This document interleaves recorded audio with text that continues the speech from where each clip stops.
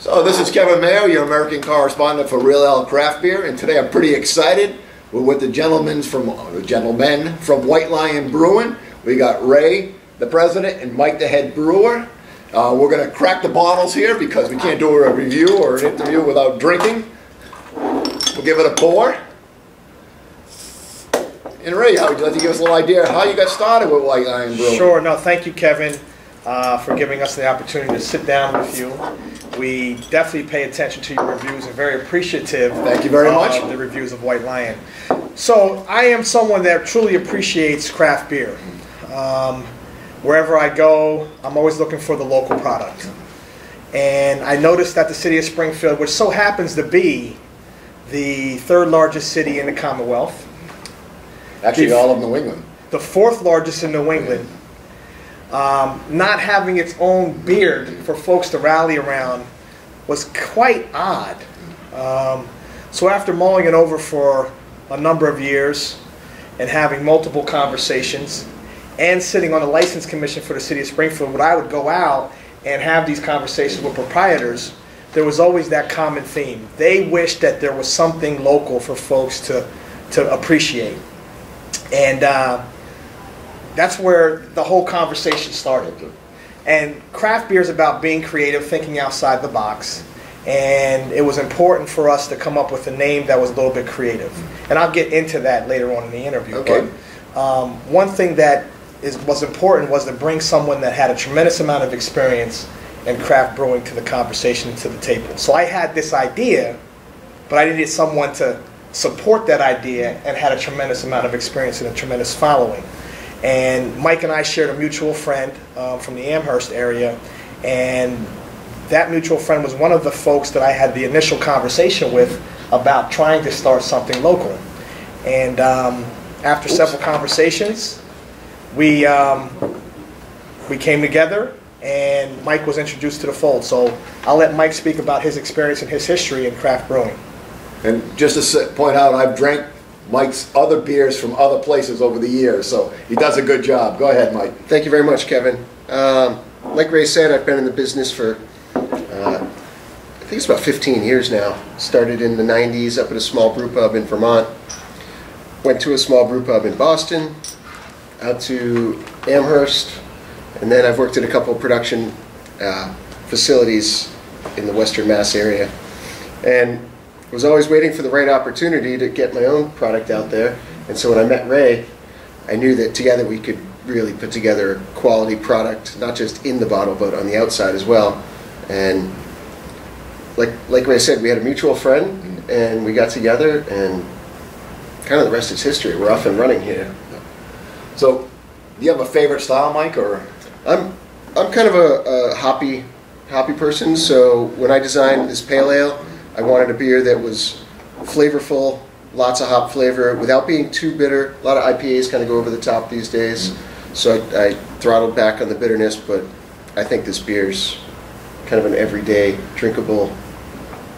And if you've seen the review, which is up on the website of my review of this beer, I would agree that this is very drinkable, but at the same time very flavorful. I think it's one of a handful of the great pale ales we got going around here right now, so thanks, good job on that one.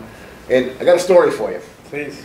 Now, I'm a little bit older than the average craft beer enthusiast, and way back in the 70s, I was dating a girl from Springfield. I'm not from the area originally.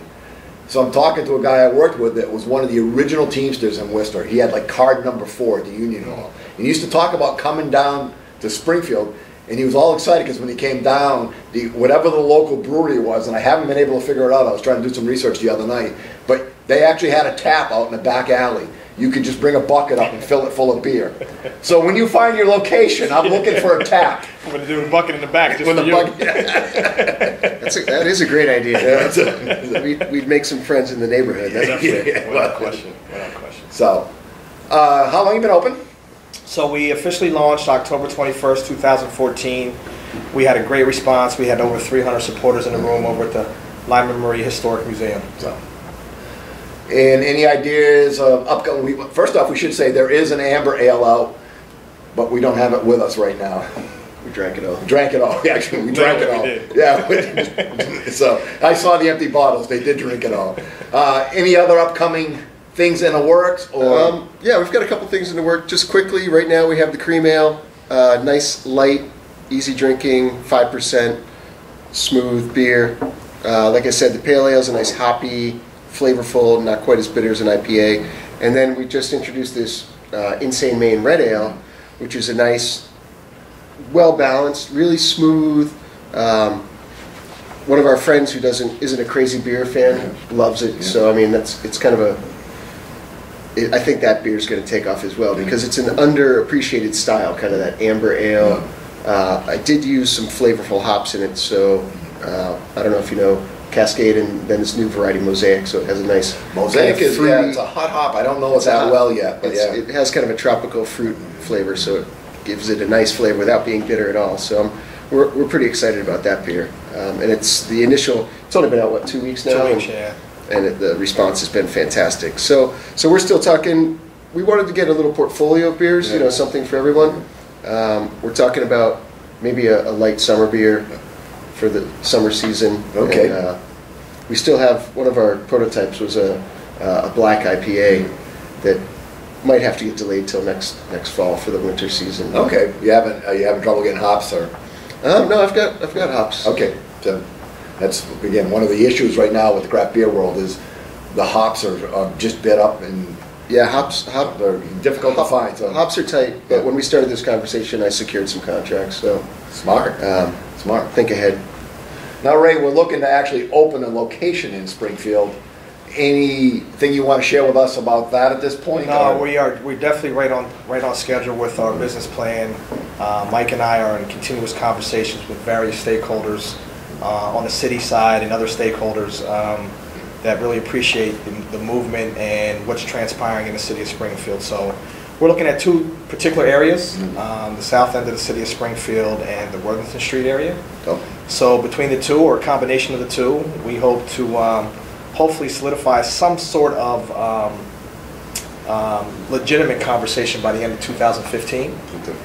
We're in the process of doing due diligence, phase development, etc.